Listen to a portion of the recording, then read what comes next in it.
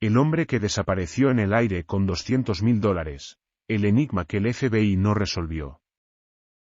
Más de 4 décadas después de su desaparición, el FBI se ha dado por vencido con el caso de D.B. Cooper, uno de las más fascinantes del crimen estadounidense en el siglo XX.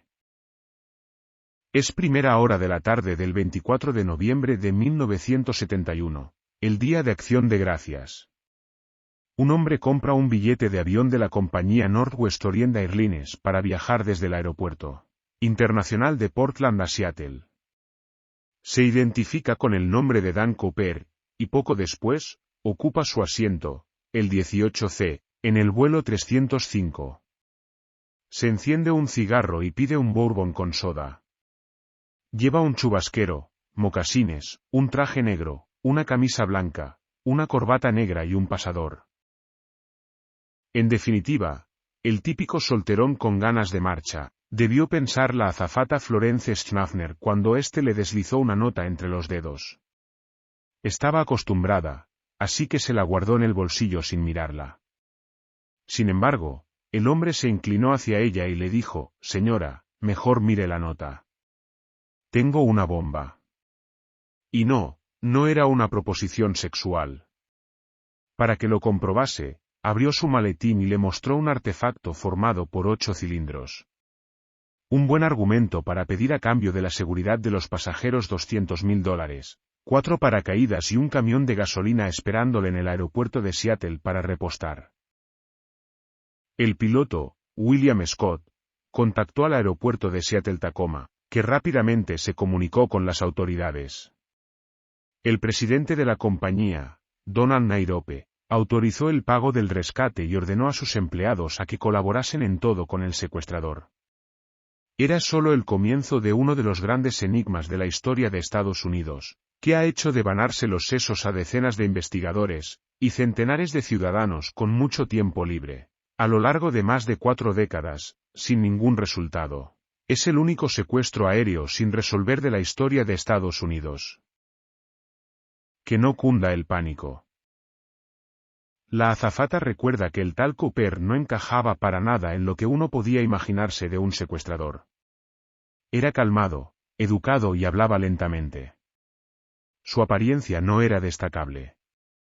Medía alrededor de 1,78 metros, tenía alrededor de 45 años, era moreno y sus ojos eran marrones. No estaba nervioso, confesó la azafata a los investigadores.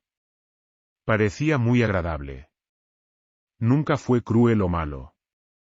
Estuvo atento y calmado todo el tiempo. Era el secuestrador ideal.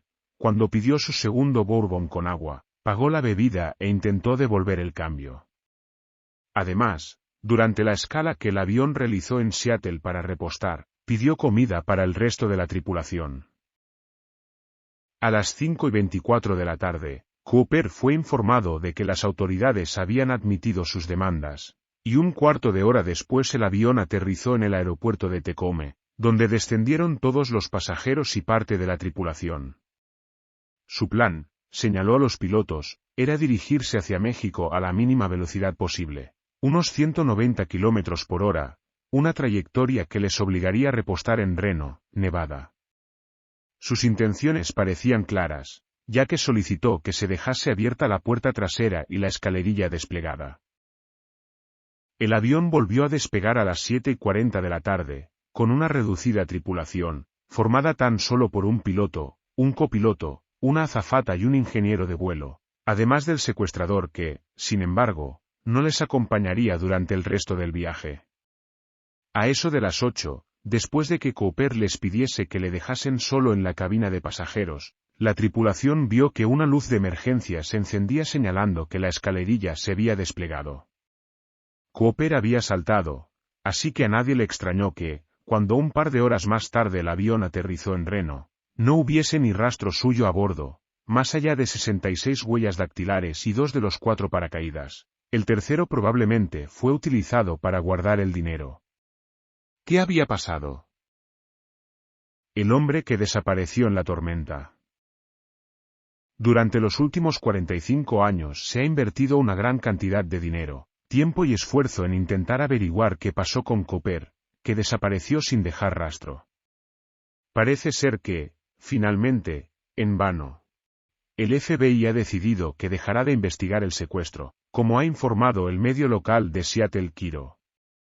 Después de una de las investigaciones más largas y exhaustivas de nuestra historia, el 8 de julio de 2016, el FBI redirigió los recursos dedicados al caso de D.B. Cooper, en centrarse en otras prioridades. Probablemente, Cooper era un piloto veterano de las Fuerzas Armadas, ya que era capaz de reconocer con detalle la zona desde los cielos. La odisea por identificar al secuestrador se ha alargado desde los años 70 cual culebrón televisivo. En primer lugar, concentrando los esfuerzos en la zona en la que Cooper tuvo que haber aterrizado, y sobre la que no se ha podido llegar a un acuerdo, ya que no se conoce con seguridad ni la hora exacta a la que saltó ni cuándo abrió el paracaídas, un factor que puede cambiar sensiblemente el lugar donde cayese. Si es que lo hizo. Una de las hipótesis preferidas por el FBI era que el secuestrador nunca llegó a tocar el suelo, ya que cuando saltó, el avión atravesaba una fuerte tormenta sobre el río Louis, al sudoeste de Washington. Las primeras exploraciones se llevaron a cabo en la ladera sur del volcán Monte Santa Elena, pero no se llegó a encontrar ninguna prueba del paradero de Cooper. Muy probablemente, porque nunca estuvo allí. El piloto llegaría a declarar años más tarde que probablemente el secuestrador había caído mucho más al este.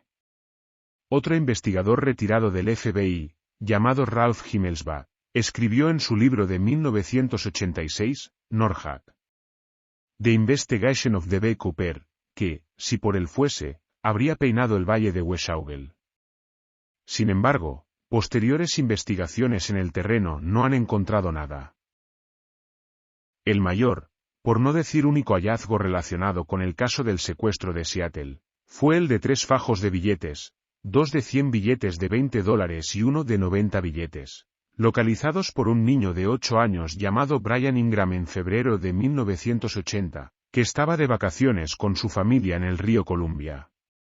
Este descubrimiento reabrió el caso, al menos en la mente de los cientos de investigadores aficionados que rápidamente empezaron a hacer nuevas cábalas. Puede ser que estos hubiesen llegado a su destino arrastrados por la corriente, pero, en dicho caso, ¿por qué faltaban 10 billetes?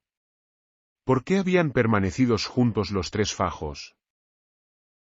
Cada vez que una nueva pista parecía arrojar nueva luz sobre el caso, terminaba convirtiéndose en una decepción.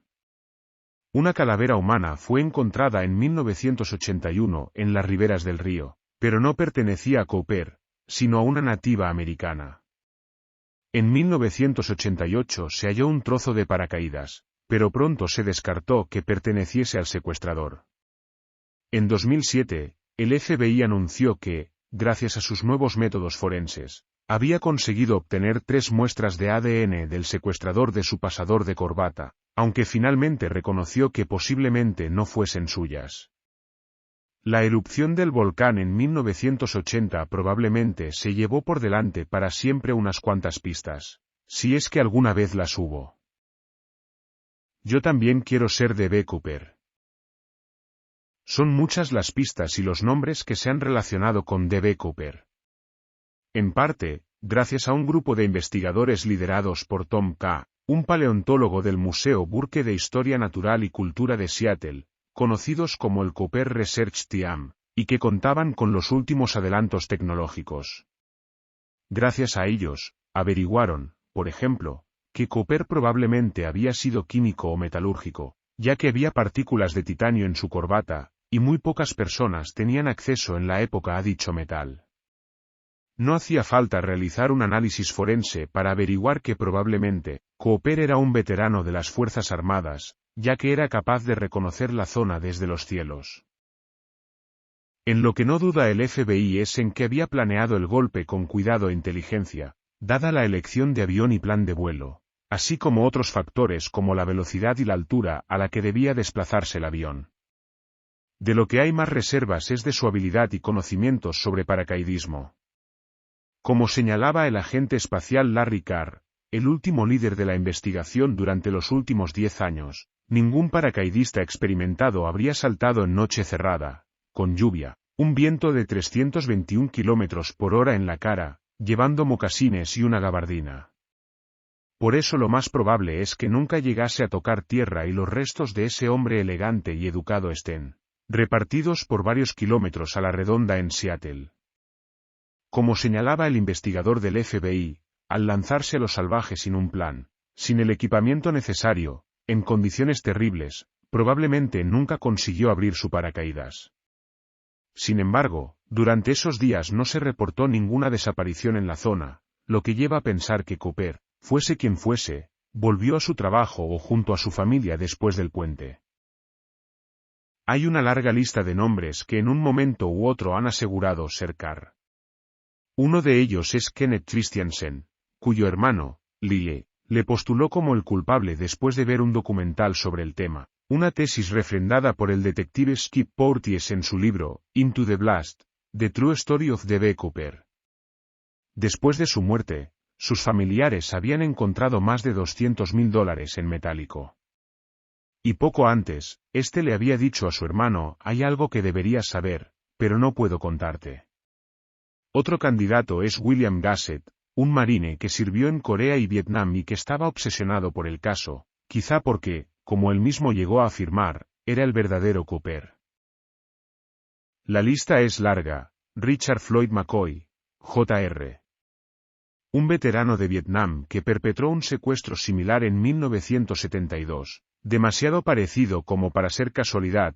Duane Weber, un veterano de la Segunda Guerra Mundial que había pasado los años 50 y 60 de prisión en prisión, y que antes de morir confió a su mujer que era Cooper. John List, un contable del ejército que 2 semanas antes del secuestro había matado a su mujer, sus 3 hijos y a su madre, e incluso una mujer, Barbara Dayton, que se había cambiado de sexo en 1969 y afirmaba haber llevado a cabo de incógnito.